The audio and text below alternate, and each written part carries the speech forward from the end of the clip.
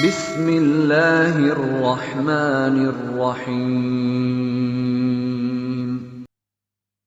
نحمده ونصلي على رسوله الكريم، أما بعد فأعوذ بالله من الشيطان الرجيم. بسم الله الرحمن الرحيم.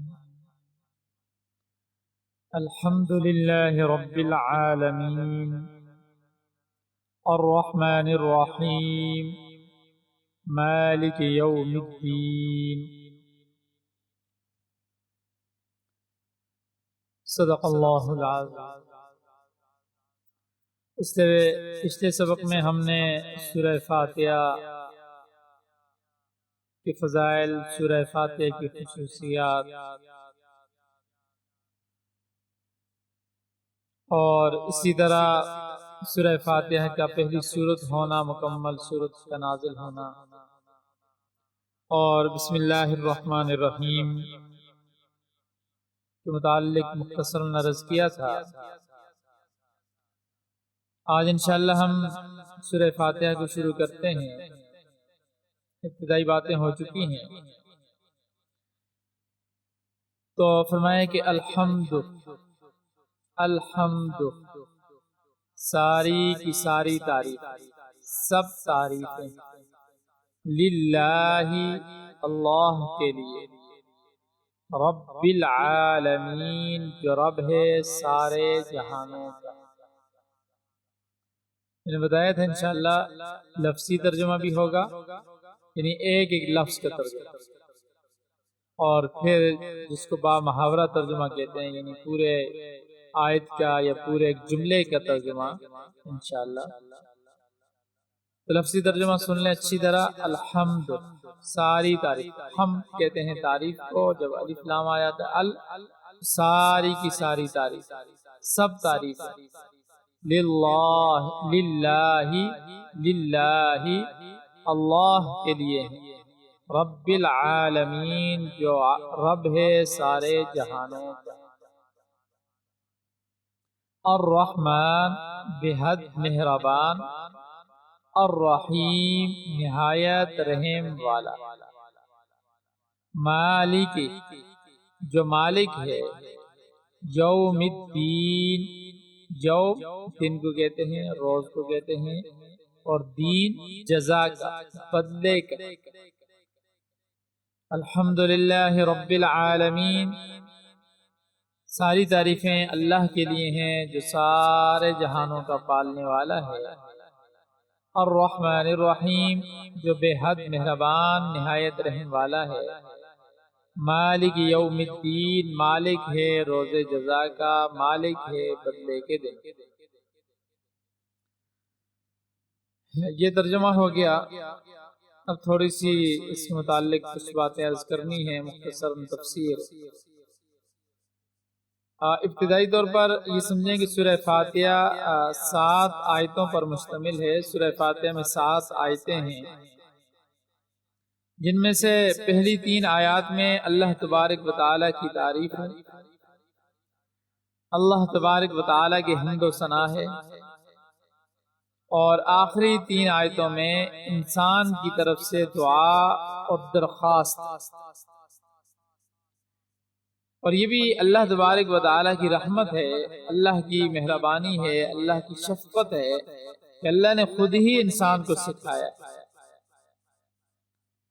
اور درمیانی جو آیت ہے ایاک نعبد و ایاک نستعین، یہ والی آیت، یہ دونوں چیزیں اس میں مشترک ہیں.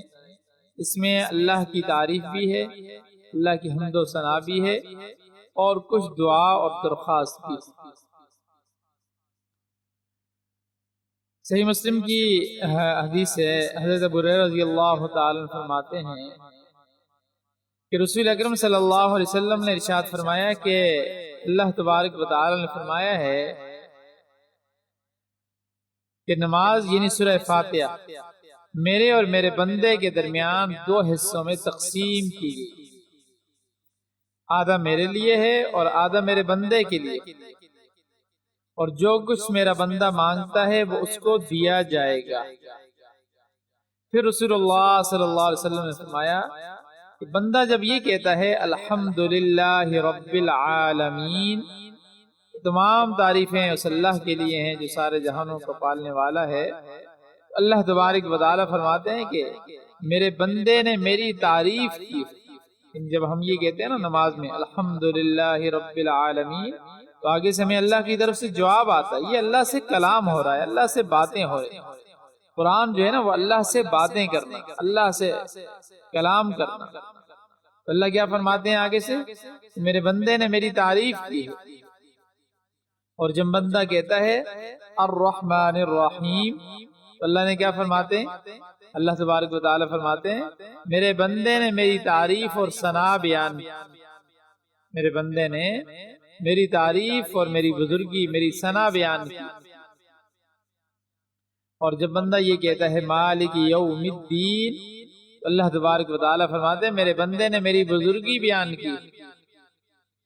اور پھر جب بندہ یہ کہتا ہے ایاک نعبد و ایاک نستعین، تو اللہ فرماتے ہیں کہ یہ آیت میرے اور میرے بندے کے درمیان مشترک، کیونکہ اس میں ایک پہلو جو ہے وہ اللہ تبارک و تعالیٰ کی حمد و ثنا کا بھی ہے، اللہ کی تعریف کا بھی ہے، اور اس میں دوسرا پہلو جو ہے وہ بندے کی دعا اور درخواست کا بھی ہے۔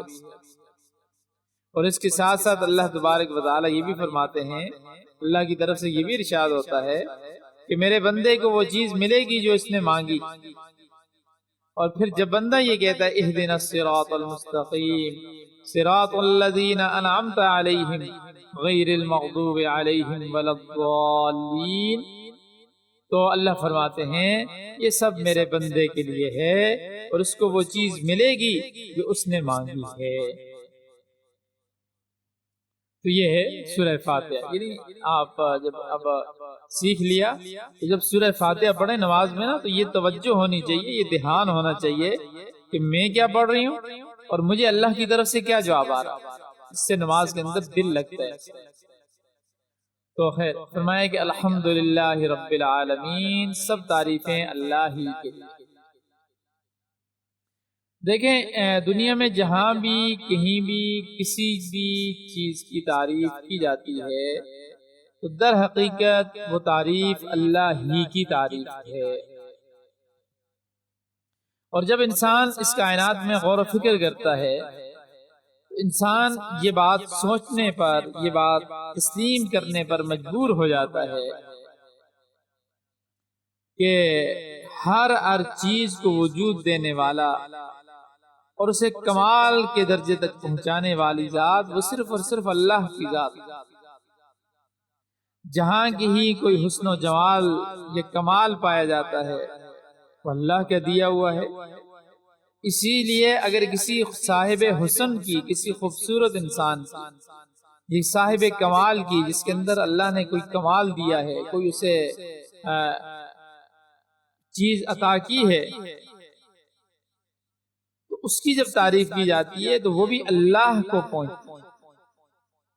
اور اللہ کی نعمتیں بے شمار ہیں، اس کی اللہ کی ربوبیت، رب ہونا، یہ عالمگیر ہے، یعنی سب کے لیے وہ رب۔ اس نے کائنات کو پیدا کر کے ایسے ہی نہیں چھوڑ دیا، بلکہ اپنی مخلوق کے ساتھ اس کے فضل و کرم اور نگرانی کا رشتہ ہر لمحہ، ہر آن قائم رہتا ہے۔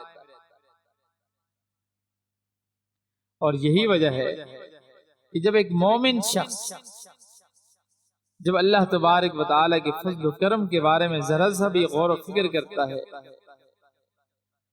تو بے ساختہ اس کی زبان پر اللہ کی تعریف جاری ہو جاتی ہے۔ اور اسی وجہ سے ایک مومن کی شان یہ ہونی چاہیے کہ وہ کوئی کام شروع کرے تب بھی اللہ کی تعریف سے شروع کرے، اور جب وہ کوئی کام ختم کرے تب بھی وہ اللہ کی تعریف۔ دیکھیں نا، ہمیں حکم دیا گیا کھانا کھانے سے پہلے کیا پڑھنا ہے؟ بسم اللہ وعلی برکت اللہ، اللہ کا نام لیا، اللہ کی تعریف۔ اب کھانا کھا لیا پھر بھی کیا پڑھنا ہے بھائی؟ الحمدللہ الذی، تمام تعریفوں سے اللہ کے لیے تعریف۔ یعنی ہر کام سے پہلے بھی مومن کی صفت یہ ہے کہ ہر کام سے پہلے بھی اللہ کی تعریف اور کام کے بعد بھی اللہ کی تعریف. فرمایا کہ رب العالمین، رب اصل میں کہتے ہیں لغت کے اعتبار سے تربیت اور پرورش کرنے والے، اور تربیت اس کو کہتے ہیں کہ کسی چیز کو اس کے تمام مصالح، کسی چیز کو اس کے تمام، اس کی ہر چیز کا خیال رکھتے ہوئے، رعایت کرتے ہوئے درجہ بدرجہ آگے بڑھایا جائے یہاں تک کہ وہ حد کمال کو پہنچ جائے. اور یہ رب یہ صرف اللہ کی ذات کے لیے مخصوص ہے. ہاں آپ کسی اللہ کے علاوہ کسی کے لیے بول سکتی ہیں، لیکن تب جب کسی کے ساتھ مثلا وہ کہتے ہیں رب المال، مال کا، مال والا، پھر اس صورت میں یہ والا کے معنی میں ہوتے ہیں. لیکن صرف رب یہ اللہ کے علاوہ کسی کے اور کے لیے کہنا جائز.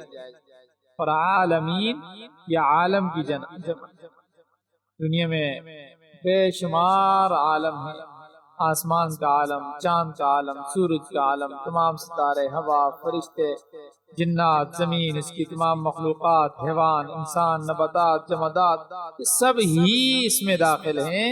اس لیے رب العالمین کا معنی یہ ہے اللہ تعالی تمام کائنات کی تربیت کرنے والے.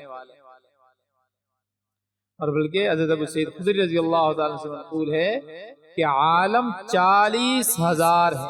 اس میں بھی ایک سمجھ لیں، ایک ہوتا ہے عالم، وہ عالم کو کہتے ہیں جاننے والا، اور جب یہ لفظ جو ہے نا یہ عالم ہے، لام کے اوپر زبر، اس میں عام طور پر بولنے میں پتہ نہیں چلتا بعض لوگوں کا. یہ عالم کائنات جہاں کو کہتے ہیں، عالم جہاں کو کہتے ہیں. اور عالم جو ہمارے ہاں مشہور ہے عالم یعنی علم والا، جو مولوی ہوتا ہے، جو عالم ہوتا ہے، اس کو عالم کہتے ہیں. اور اسی طرح بلکہ ایک تفسیر میں تو یہاں تک آئے کہ 80,000 عالم، 80,000. اور ان سب کا رب کون ہے؟ ان سب کو پالنے والا کون ہے؟ ان سب کی ضروریات کو پورا کرنے والا کون ہے؟ وہ اللہ تبارک و تعالی. پھر آگے فرمایا الرحمن الرحیم. اس کی کل یہ بات ہو چکی ہے اس کے بارے میں. تو تمام یعنی الرحمن نہایت رحم والا، رحیم نہایت مہربان، ترجمہ ایک ہی بنتا ہے تقریباً، لیکن مطلب میں نے بتا دیا تھا پچھلے سبق میں کہ رحمان وہ ہے جس کی رحمت عام ہو، سب پر ہو، اور رحیم وہ ہے جس کی رحمت سب پر نہ ہو لیکن جس پر ہو اس پر مکمل ہو، تام ہو. آگے فرمایا کہ مالک یوم الدین، مالک یوم الدین مالک ہے بدلے کے دن کا. اب روز جزا میں ملکیت رکھنے والا، اب وہ ملکیت اللہ کی کس چیز پر ہوگی اس کا ذکر نہیں کیا گیا. اس میں اشارہ اس بات کی طرف ہے کہ روز جزا قیامت کے دن، بدلے کے دن میں تمام کائنات اور تمام امور کی ملکیت صرف اور صرف اللہ تبارک و تعالیٰ کی ہوگی. اللہ کے علاوہ وہاں پر کسی کی کوئی نہیں چلے گی.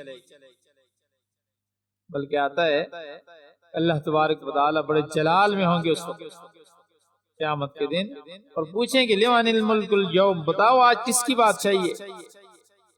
دنیا میں کہتے تھے فلاں چیز میری ہے، فلاں چیز میری ہے، فلاں چیز میری ہے، میں فلاں کا بادشاہ ہوں، فلاں ہوں، فلاں ہوں، بتاؤ کس کی ہے. کوئی جواب دینے والا نہیں ہوگا، خود اللہ کی طرف سے جواب آئے گا للہ الواحد القہار، ایک اللہ. آج دنیا میں بھی حقیقت میں ہر چیز کی ملکیت اللہ کی ہے. آج بھی کہتے ہیں نا میری زمین، میرا مکان، میری گاڑی، میرا فلاں، میرا فلاں، میرا فلاں، لیکن حقیقت میں ہر چیز کی ملکیت آج بھی اللہ کی ہے. لیکن آج دنیا میں ظاہری طور پر اللہ تبارک و تعالی نے مختلف چیزوں کا مختلف لوگوں کو، مختلف انسانوں کو مالک بنا دیا ہے، لیکن یہ ظاہری ملکیت ہے، حقیقی ملکیت وہ اللہ. لیکن قیامت کے اندر قیامت کے اندر ظاہری ملکیت بھی کسی انسان کی باقی نہیں رہے گی، ظاہری اور حقیقی ہر قسم کی ملکیت صرف اور صرف اللہ تبارک و تعالی کی ہوگی۔ آگے فرمایا ایاک نعبد و ایاک نستعین، ایاک نعبد، ہم تیری ہی عبادت کرتے ہیں۔ ایاک نعبد کا ترجمہ کیا ہے؟ تیری ہی کا لفظ، یہ نہیں ہے کہ تیری بھی عبادت کرتے ہیں اور فلاں کی بھی عبادت اس کو بھی پوجتے ہیں۔ اور وَإِيَّاكَ نَسْتَعِينُ، اور تجھ ہی سے مدد مانگتے ہیں، تیری ہی عبادت کرتے ہیں اور تجھ ہی سے مدد مانگتے ہیں۔ اب اس میں ایک حیثیت سے اللہ کی تعریف ہے، وہ اس طرح کے عبادت اور مدد یعنی اعانت کے لائق صرف وہی ہے۔ اور دوسری حیثیت جو میں نے کہا تھا کہ دوسری اعتبار سے اس میں دعا ہے، وہ یہ ہے کہ ہماری مدد فرمائے، اے اللہ آپ ہی مدد فرمانے والے ہیں، لہذا آپ ہی ہماری مدد فرمائے۔ اس آیت میں یہ بات بھی قابل غور ہے، ارشاد یہ کہ ہم تجھ سے ہی مدد مانگتے ہیں۔ اب کس کام میں مدد مانگتے ہیں اس کا ذکر نہیں، اس وجہ سے مفسرین نے یہ لکھا ہے اس کا ذکر نہ کرنے میں عموم کی طرف اشارہ ہے کہ ہم اپنی عبادت، اپنے ہر دینی اور دنیاوی کام اور ہر مقصد میں صرف آپ ہی کی مدد چاہتے ہیں۔ اور یہ بھی یاد رکھیں، عبادت صرف نماز روزے کا نام نہیں ہے۔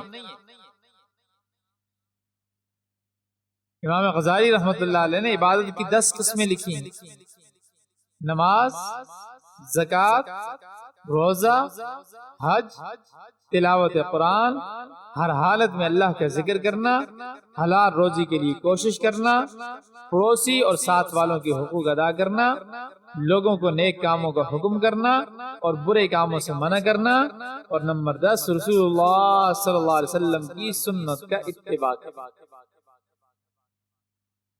اس لیے عبادت میں اللہ کے ساتھ کسی کو شریک نہ کرنے کے معنی یہ ہو گئے کہ نہ کسی کی محبت میں اللہ تعالیٰ کے برابر ہو، نہ کسی کا خوف اس کے برابر ہو، نہ کسی سے امید اس کی طرح ہو، نہ کسی پر بھروسہ اللہ کی طرح ہو، نہ کسی کی اطاعت اور خدمت اور کام کو اتنا ضروری سمجھے جتنا اللہ تعالیٰ کی عبادت کو، اور نہ اللہ تعالیٰ کی طرح کسی کی نظر اور منت مانے، نہ اللہ تعالیٰ کی طرح کسی دوسرے کے سامنے اپنی مکمل عاجزی اور تذلل کا اظہار کرے، اور نہ وہ افعال کسی دوسرے کے لیے کرے جو انتہائی عاجزی کی علامات ہیں، جیسے کہ رکوع اور سجدہ۔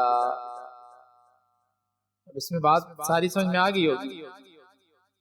تو یہ ہے عبادت۔ عبادت صرف نماز روزے کا نام نہیں۔ آج ہم تھوڑا سا دیکھیں ہم لوگ کیا کرتے ہیں۔ ہمارے جب خاص طور پر شادی بیاہ وغیرہ کی بات آتی ہے تو ہم کیا کرتے ہیں؟ کیا ہم اپنی محبتوں کو دیکھیں، ہمیں اللہ سے زیادہ محبت ہے یا اللہ کے بندوں سے؟ ہم نے اپنی محبتیں کس کے لیے کی ہوئی؟ ہم ڈرتے کس سے ہیں؟ ہمیں امید اور طمع کس سے ہے؟ ہمیں بھروسہ کس پر ہے؟ ہم کتنے کاموں میں اللہ کی نافرمانی کر دیتے ہیں لوگوں کی خاطر، کہ لوگ رشتہ دار ناراض نہ ہو، شادی کے اندر یہ کام کرنا ہے، یہ کیوں کرنا ہے، لوگ ناراض نہ ہو جائے۔ کبھی یہ بھی سوچا کہ اللہ ناراض نہ ہو جائے؟ اس وجہ سے ایاک نعبد، ہم تیری ہی عبادت کرتے ہیں۔ یہ ساری چیز میں نے بتا دی کہ عبادت کس چیز کا نام۔ اور پھر ایاک نستعین، تجھ ہی سے مدد مانگتے ہیں۔ تو مدد ہر چیز کے اندر، ہر دنیا کا کام ہے، دین کا کام ہے، مدد مانگنی ہے صرف اور صرف اللہ کی ذات سے مانگنی۔ اسباب کے اعتبار سے یعنی انسان اسباب کے اعتبار سے اسباب اختیار کرنا وہ ایک الگ بات ہے، ٹھیک ہے؟ اسباب اختیار کرنا وہ ایک الگ چیز ہے، لیکن اس کی ایک مثال، بات لمبی ہو رہی ہے لیکن میں مختصر دیکھیں۔ ایک آدمی بیمار ہو گیا، اب علاج کروانا یہ سنت ہے، لیکن پہلے اللہ سے مانگنا ہے اور اگر میڈیسن بھی ہم نے لینی ہے تو یہ سمجھ کر کہ اس کے اندر شفا نہیں ہے، شفا دینے والی ذات اللہ کی ہے، مانگنا اللہ سے ہے اور پھر اسباب کو اختیار کرنا۔ امید ہے کہ بات سمجھ میں آگئی ہوگی۔ آگے جو ہے وہ 3 آیتیں رہ گئی ہیں، لیکن ابھی کلاس لمبی ہو جائے گی، اس لیے آج کے لیے یہاں تک کافی ہے۔ اللہ تبارک و تعالی سے دعا ہے اللہ میں سمجھ کر عمل کرنے کی توفیق عطا فرمائے۔